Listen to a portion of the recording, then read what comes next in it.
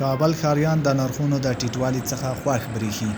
د لومړۍ حوزې اړوند بایکازي سیمې خلک له اسلامي امارت څخه خوښ دي او وایي چې د اسلامي امارت په راتګ سره د نرخونو په ټیټوالي کې مثبت تغییرات راغلي دي. آمدن امارات نرخ‌ها تفاوت خیلی زیاد کرده. در زمانی که امارت اسلامی علیزاده در رأس قدرت آمده بود نرخ‌ها به اندازه که فعلا است نرخ‌ها تفاوت داشت، ولی بعد از اینکه امارت اسلامی روی کار شد کم و اوضاع اقتصادی افغانستان خراب شد، دلار بلند رفت، نرخ‌ها مکمل بلند شد. ولی حال فی الحال که از نظر به اون زمان تا فی الحال هم دلار جای خود تثبیت ساخته، هم نرخ‌های مواد غذایی خیلی تفاوت کرده. به منظورم از این که تفاوت کرده یعنی یک ارزان شده.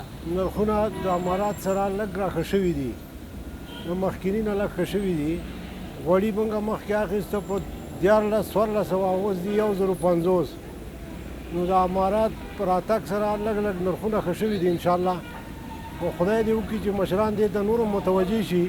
د تیر په پرتله د اوړو، غوړیو او لبنیاتو په نرخونو کې څو چنده ټیټوالی راغلی دی. موږ خوښ یو په نیمه تغییر کې راغلی ده، نو بیا نرخونه ولاړ نه دي، ښکته پورته کېږي. نو الله دې وکړي چې د امارات په راتګ سره ډېر حالات ښه شوي دي. موږ ته ډېر راضي یو، ځکه موږ سره به مخکې دلته 15 غله کېناستو، خو موږ دومره ورته نه شو ویلی چې دا تاسې ولې دا خلکو نه دا موبایلونه تښتوئ، او ښه په سترګو لیده. الحمدلله اوس هغه شی نشته، هغه شی ورک شوی دی.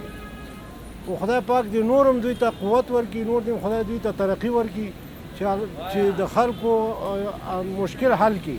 والا خوش به یک ما خوش نیستیم، کل ملت خوش است، بخاطر از اینکه زمانی که نرخ‌ها پایین شود به نفع دکاندار هم است، به نفع رعیت هم است، مردم توانایی خریدیش هم داشته باشن، به می خوشحالی ما به می است. امارات باید مالیات دکانا را کم بسازه، دیگه گمرک و محصول سر مواد غذایی باید حتی ماف بسازه، ماف که نمیشه حداقل فیصدیش کم بیاره تا مواد ارزان شود. د دې سیمې خلک له اسلامي امارت غواړي چې د خلکو مشکلات نور هم حل کړي او د اسلامي امارت او نظام پر راتګ یې خوښي څرګنده کړې ده.